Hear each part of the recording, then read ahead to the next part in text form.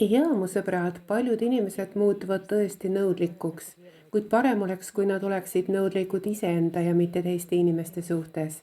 Tegelikult, kui inimesel ongi mingid kavatsused, siis ta peab ise need ellu viima teistelt midagi nõudmata. On olemas selline seadus, vaba tahe ja õigus valida. Ja meil pole õigus seda seadust teiste inimeste suhtes rikkuda. Meil on õigus nõuda iseendalt, kuid meil pole õigust teistelt inimestelt midagi nõuda. Kui me näeme, et me ei ole inimesega kuidagi rahul, ta ei täida oma funktsionaalseid ülesandeid, kohustusi, ei täida lubadusi, kuigi on lubanud, siis on vaja sellise inimesega lihtsalt lahku minna. See räägib sellest, et teie teed lähevad lihtsalt lahku ja inimene läheb oma teed ja teil on vaja minna oma teed.